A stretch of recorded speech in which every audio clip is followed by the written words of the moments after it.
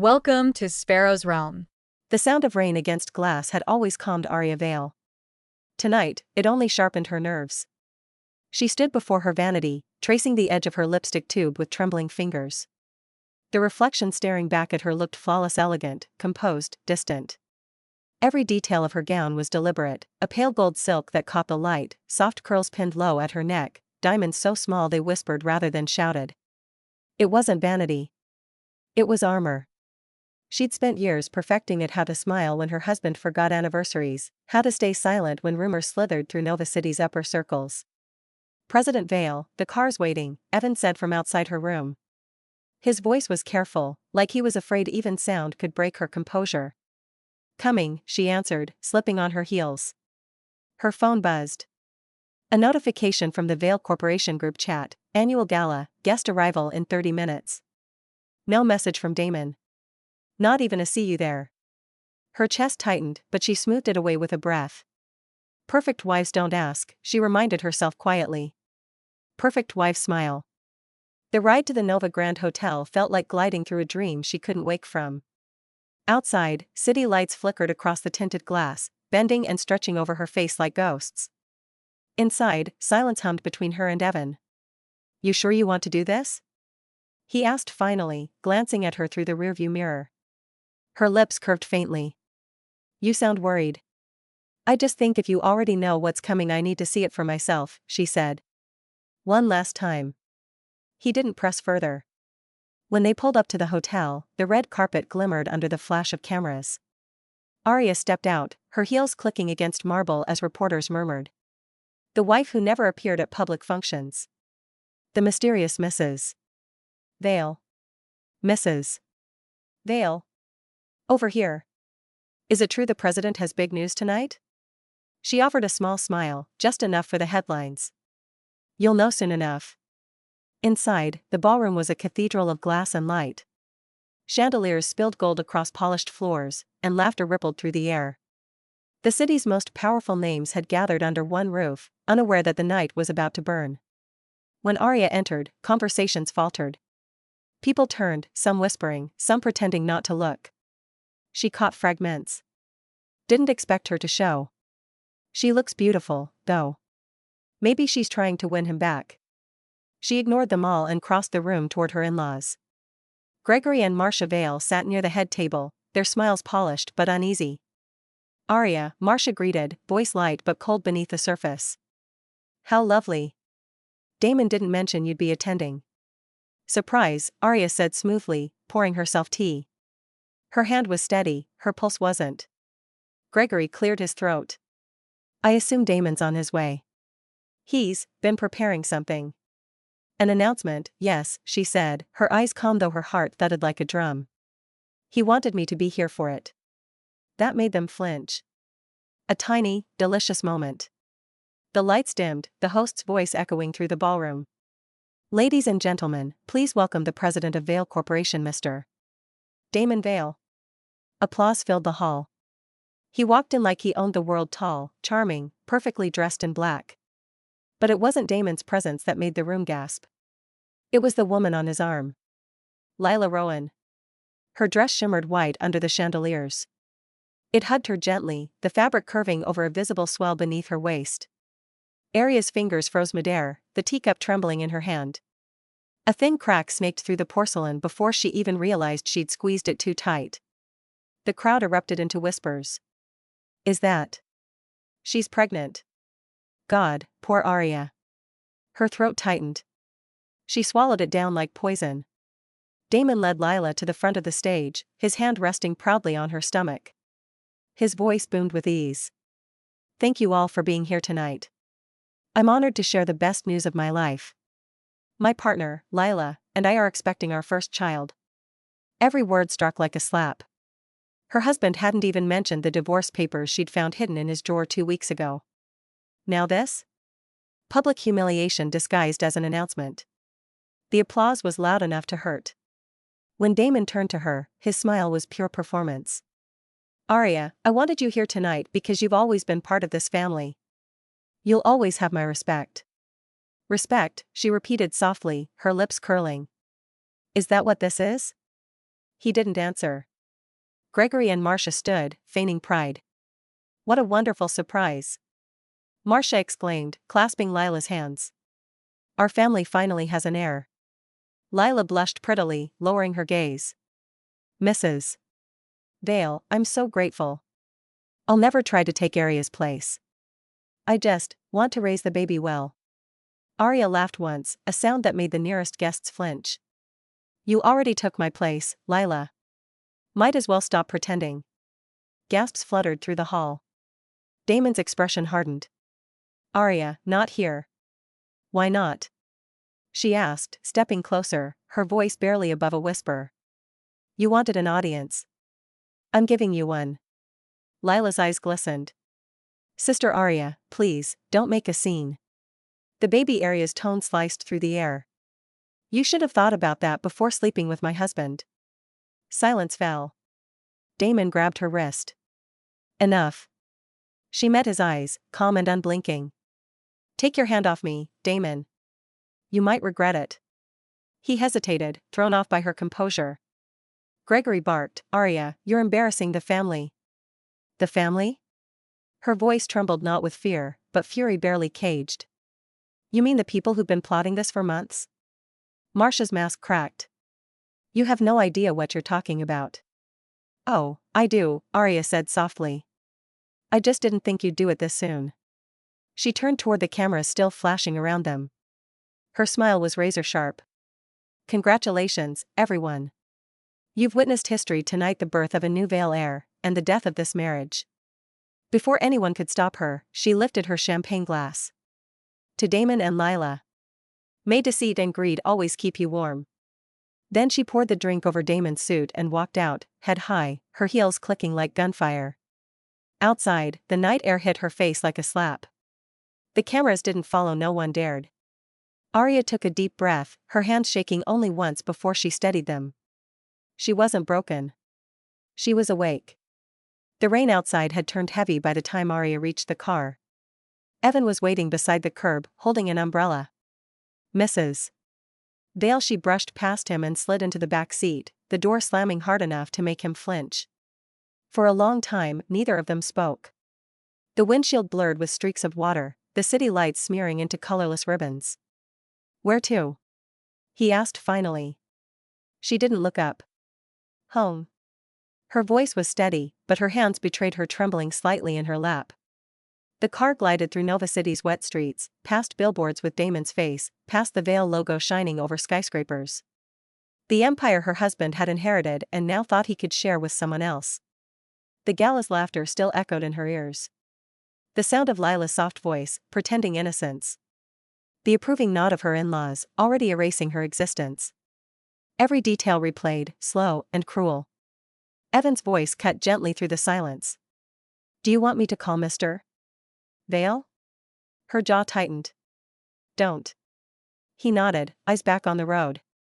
He'd been with her for years, loyal, quiet, knowing when not to ask. When they reached the mansion, the lights were still on.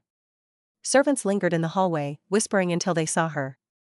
They scattered like frightened birds. Aria walked in slowly, her heels leaving faint tracks of rain on the marble. On the living room table sat 2 champagne flutes and a crumpled napkin with lipstick Lila's shade of coral pink. She stared at it for a long moment before setting her clutch down.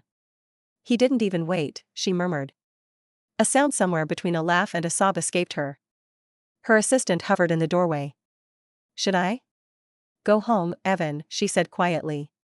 Get some rest. He hesitated. What about you? I have plans. The kind of plans that end things. When he left, she climbed the grand staircase, her hand brushing the banister, pausing only when she reached the door of the master bedroom. Inside, the faint scent of Damon's cologne lingered, expensive, metallic, impersonal. The room was neat. Too neat. The framed photo from their honeymoon still sat on the dresser, Damon smiling, Aria leaning into him, eyes full of a love she didn't recognize anymore.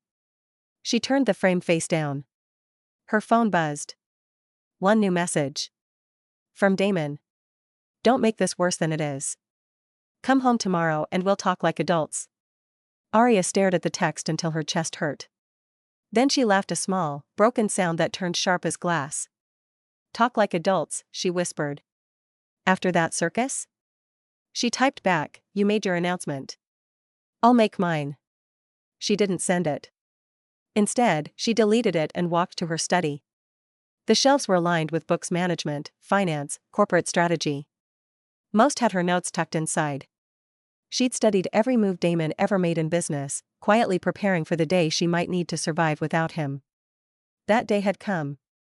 She pulled open a hidden drawer behind the desk, revealing a thin folder labeled Cross Dominion, Private Transfer. Her fingers brushed over the embossed logo. The name still felt foreign in her mouth, like a ghost from another life.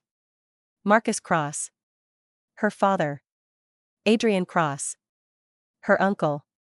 The Cross family had once ruled Nova City's energy sector until Gregory Vale destroyed them in a merger scandal 18 years ago. A car crash sealed the final chapter, killing her parents and erasing her name. The Valles had taken her in out of guilt, not kindness, and remade her into their perfect puppet daughter-in-law. But they had no idea that Marcus Cross's blood still ran through her. Aria sat down, opened her laptop, and began typing. By the time the front doors opened downstairs, she'd already sent the first encrypted message. Footsteps echoed in the hall, heavy, uneven.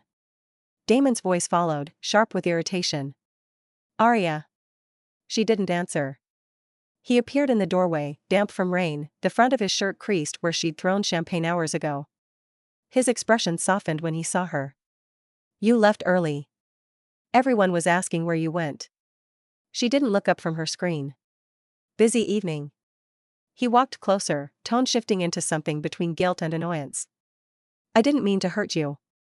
Lila's pregnant, Aria. I can't just ignore that. Her fingers paused mid-typing. You can ignore your wife, though. Don't twist this, he said. You know what our marriage is. Convenient.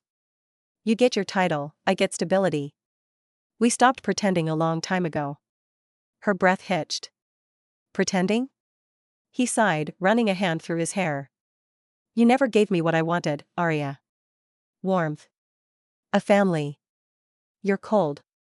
Calculating. Like your father. That last word landed like a blade. She looked up at him slowly. You know nothing about my father. I know he left you nothing, Damon said carelessly. That's why my parents pitted you. She stood then, the chair sliding back against the hardwood with a soft scrape. Her voice was quiet, but steady. You really think you pitted me? He frowned. What are you talking about? She smiled, not the practiced social smile he was used to, but something faintly terrifying. You'll find out soon enough. He stared at her, thrown off by her calm. Aria, listen. No, she interrupted softly. You should listen. Everything you think you own, Damon, the mansion, the cars, the company, they were never really yours. What the hell does that mean? Her gaze held his, unwavering. You'll see. She closed her laptop with a click, brushed past him, and headed for the stairs. He grabbed her arm. Don't walk away from me. Let go. He didn't. You're not leaving until you tell me what game you're playing. She turned, meeting his grip with calm fury. You humiliated me in front of an entire city.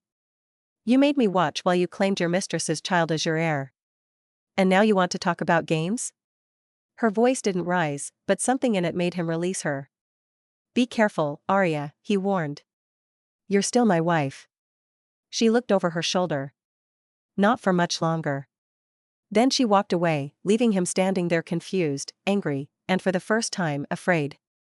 That night, Aria didn't sleep. She watched the rain slide down the glass until dawn, her mind piecing together threads she'd been weaving in secret for years.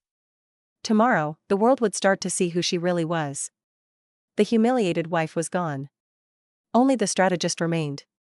And revenge, she realized, didn't need fire or fury. It only needed patience.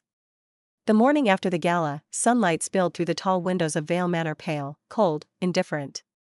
The kind of light that exposed everything. Aria sat at the edge of her bed, still in last night's silk dress, a glass of untouched water on the nightstand. Her reflection in the mirror looked like someone else, eyes rimmed red, hair loose and disheveled, but the expression steady. Detached. There was no use pretending she'd slept. She hadn't. Downstairs, she could already hear movement. Staff voices. Damon's muffled call. The sound of a world continuing as if nothing had happened. She exhaled slowly, then reached for her phone. A single reply had come overnight.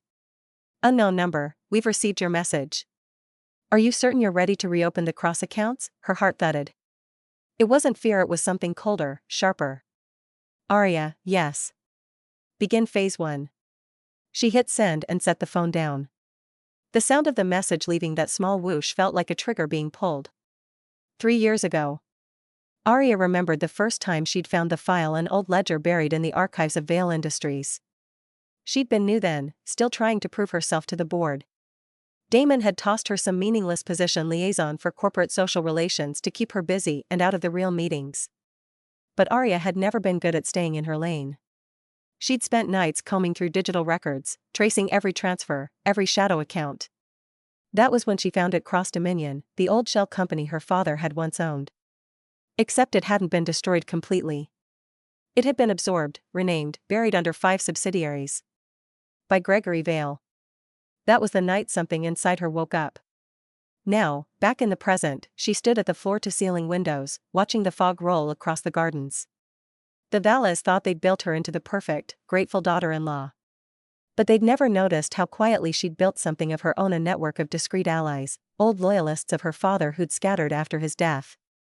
Investors who'd lost everything when Vale Industries took over. Engineers who'd once worked for Cross Dominion. People who remembered Marcus Cross not as a failed businessman, but as a visionary crushed by greed. She'd found them one by one. Brought them together under a new name, Lunaris Group. Officially a consultancy. In reality, a resurrection. Phase 1 had already begun the moment she sent that message. Mrs. Vale, came Evan's voice from the doorway. He looked uncertain, holding a sealed envelope. A courier dropped this off. No return address. She took it. The handwriting across the front was looping, deliberate. Mrs. Aria Vale. Private. Inside was a single photograph. Damon and Lila at a restaurant, their hands intertwined across the table. Damon's expression was soft. Affectionate. Below it, written in ink, he's not the only one who can play pretend. Aria's lips twitched. Interesting. Evan hovered, uneasy. Should I find out who sent it? No. Let them think they've helped me. He didn't ask further. He never did. When he left, Aria placed the photo under a paperweight and turned back to her laptop. Dozens of charts filled the screen, data flows, investment trails, encrypted emails. The Cross name was never mentioned directly, but its influence moved like a quiet tide beneath the city's commerce. At the top of one file was a single objective: destabilize Vale Industries from within. The first step was simple: information. At noon, she walked into Vale Tower for the first time since the gala. The security guards greeted her cautiously, unsure how to act after the public drama. She ignored their looks and went straight up to the 47th floor, the board's administrative wing. Mrs. Vale, stammered the assistant outside Damon's office. Mr. Vale said he said a lot of things, she cut in. I'm here for my access credentials. The woman hesitated. He revoked them yesterday. Then you'll have to explain to the board why their vice chair's wife can't access company archives, Aria said lightly. And please, do send them my regards. By the time Damon heard about it, it would be too late. She'd already restored her access through back channels. Old IT favors. Quiet passwords. Every move was meticulous. No outbursts, no warnings. Just precision. That evening, she drove out of the city. The highway cut through stretches of old industrial land, places where her father's factories had once stood. Rusted towers, empty hangars, wild grass reclaiming concrete. At the edge of the district stood a smaller building still functional, a discreet office with blacked-out windows. The sign read Lunaris Group. Inside, 5 people waited around a table. Among them, a gray-haired man rose when she entered. Welcome back, Miss Cross. Aria closed the door behind her. It's been a long time since anyone called me that. You wear the Vale name well, he said. Camouflage. Exactly. He slid a folder toward her.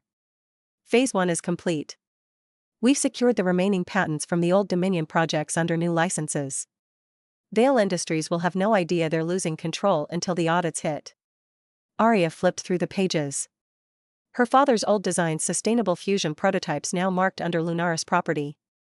Legally airtight. She exhaled. Perfect. Start integration quietly. I want every trace invisible until we're ready. And phase 2? She looked up.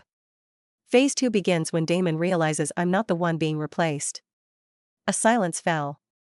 Even her allies seemed slightly wary of the steel in her voice. She smiled faintly. They took everything from the cross name. Let's see how they handle losing their own. Later that night, Aria stood outside the building, the wind tangling her hair. The city lights glowed in the distance, faint and cold.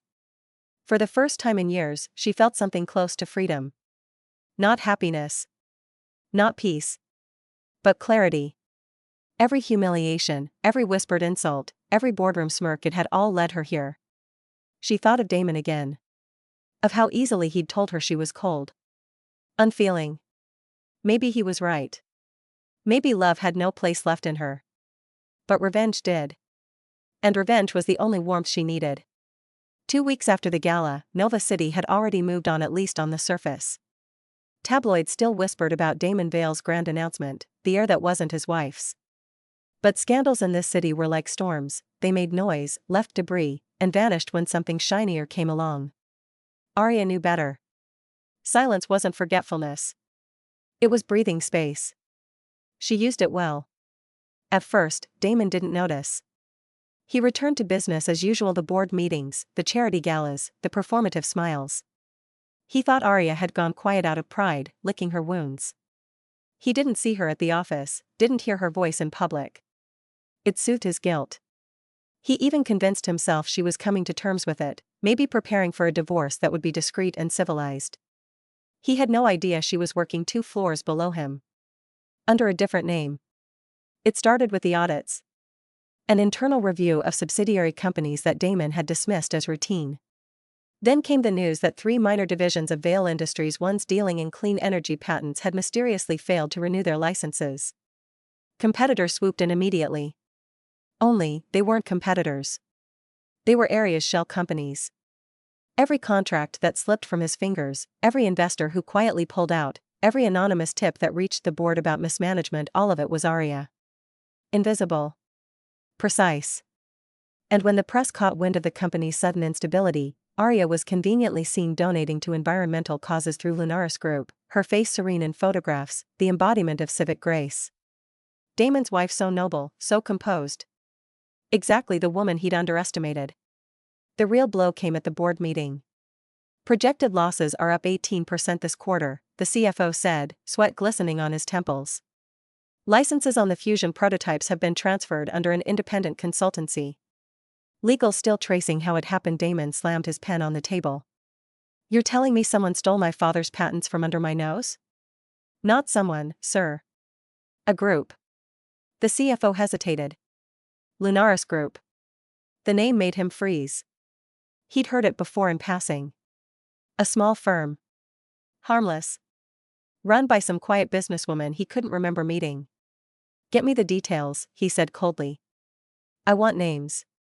When the list came through, he stared at the first one. Founder, Aria Vale. His vision tunneled. That evening, Aria was waiting at home, perfectly calm, dressed in a soft gray blouse. The news had reached her before Damon did. She'd made sure of that. He stormed in. You think this is funny? She didn't even look up from her tea. Not particularly. You went behind my back, Aria. You stole from me. From you? She tilted her head. Or from your father, who stole from mine? He went still. What are you talking about? She rose slowly, walked toward him, her heels clicking on the marble. Cross Dominion. Does that name sound familiar? It should. It's the company your family gutted 18 years ago, the one that built your precious Vale empire. Those were business decisions, he snapped. Those were thefts. Her voice was calm, but it cut cleanly. You married me to erase what was left of my family name. To turn me into your leverage. And now you're surprised I decided to take it back? He took a step closer. You won't get away with this. Aria's eyes held his steady, cold, unblinking. I already have. She left the room, her perfume lingering like smoke. He stood there, fists clenching, realizing for the first time that she wasn't bluffing. The next week was chaos. Stocks fell. Investors demanded explanations. Lunaris Group filed a motion to review all joint patents, backed by sealed documents proving that Cross-Dominion's original technology had been illegally acquired. The board began to fracture, half of them secretly contacting Aria for negotiation, the other half urging Damon to settle quietly before the scandal broke. He didn't. His pride wouldn't let him. And Aria counted on that. There was one scene the tabloids did catch. A charity event at the City Museum. Damon arrived with Lila, both wearing matching silver. Cameras flashed. But midway through the evening, Aria appeared unannounced, radiant in black velvet, her chin lifted high. Conversation stopped.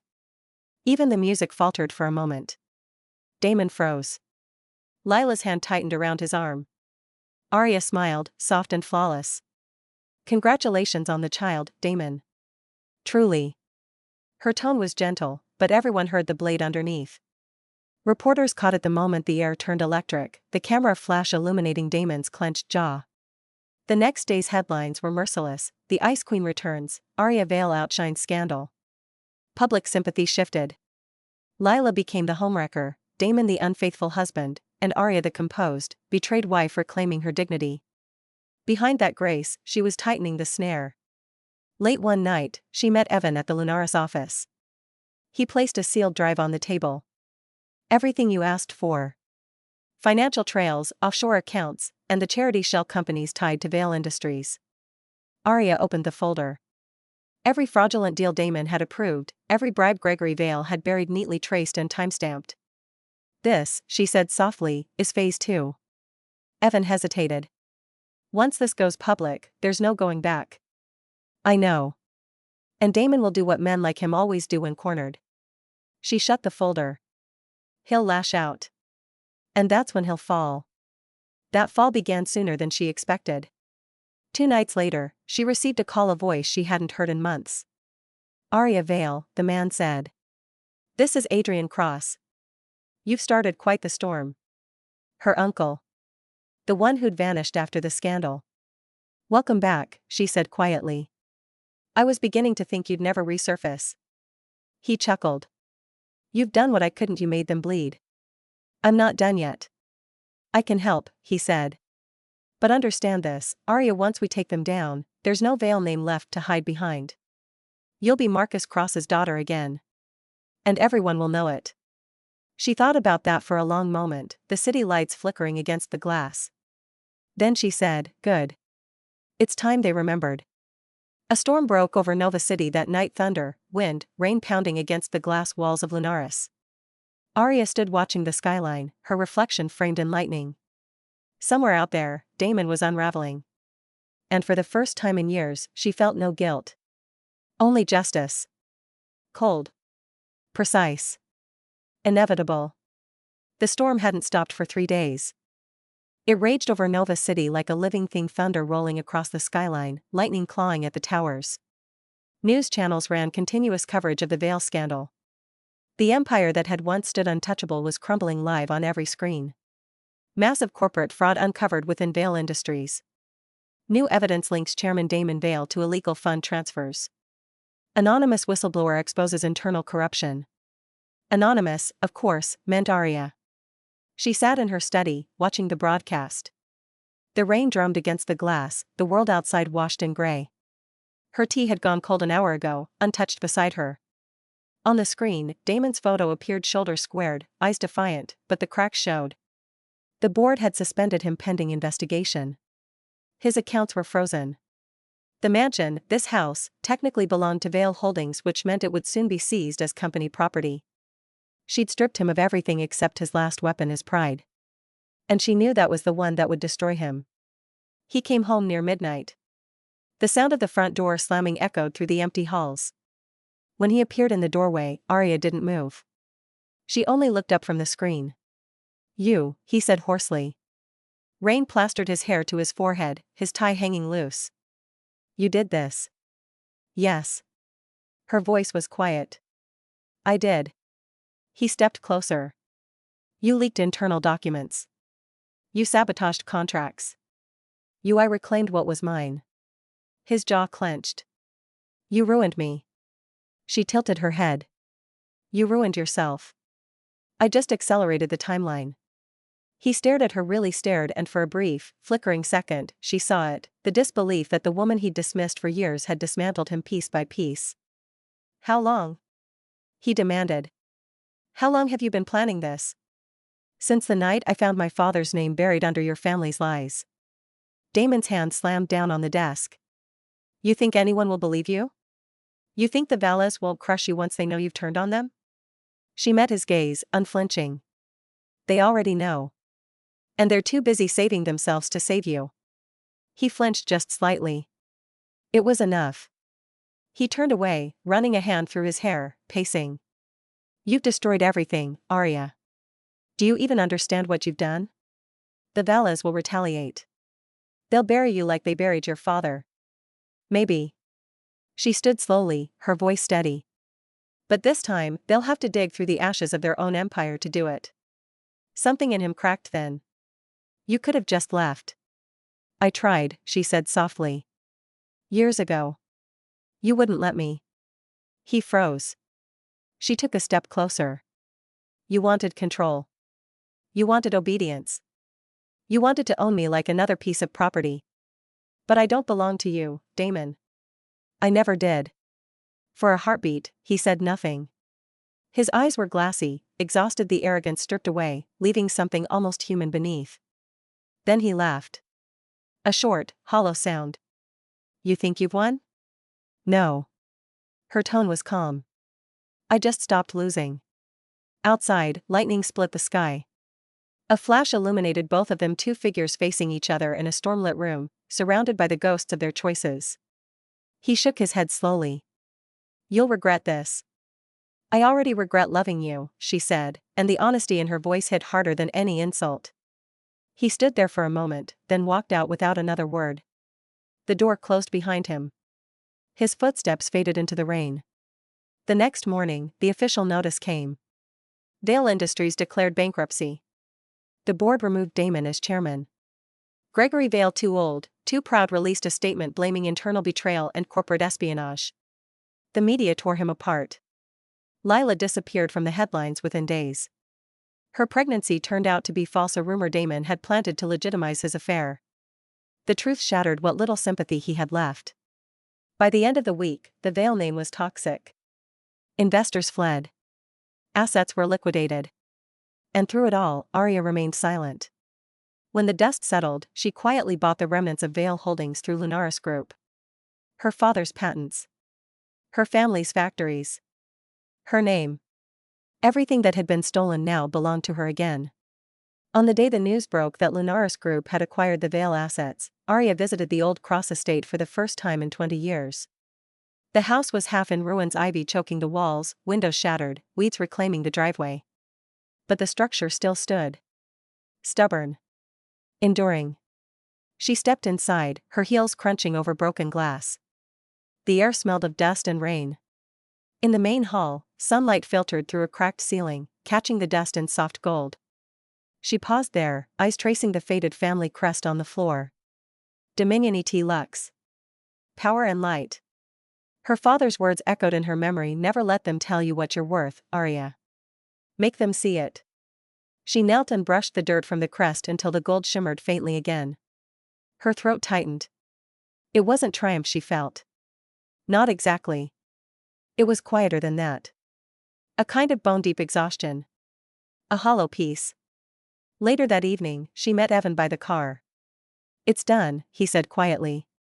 Lunaris owns everything. The Valles are finished. Aria looked back at the house one last time. No one wins in this, Evan. Not really. He hesitated. What will you do now? She smiled faintly. Start over. Under my own name this time. He nodded. You deserve that. As they drove away, the rain finally stopped. The clouds thinned, revealing a faint shimmer of dawn over the horizon. For the first time in years, the city didn't feel like a cage. A week later, a small article appeared on page 7 of the Nova Journal. Former Vale heiress Aria Cross launches new sustainable energy initiative under Lunaris. It barely caught the public's eye, a quiet beginning buried beneath louder news. But for Aria, it was everything. Her father's legacy restored. Her freedom earned. And Damon Vale, the man who once believed she existed to serve his ambitions, was a ghost now.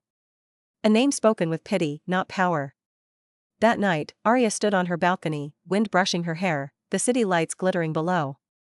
She closed her eyes, listening to the hum of the streets, the pulse of a place that once swallowed her whole. For the first time, it didn't scare her. She whispered into the night, not as a curse, but as a farewell. Goodbye, Damon. Then she turned and walked inside. The storm was over. But she was just beginning. If you enjoyed the journey, don't forget to like, subscribe, and ring the bell for more tales from Sparrow's Realm. Until next time, keep listening, and let your imagination soar.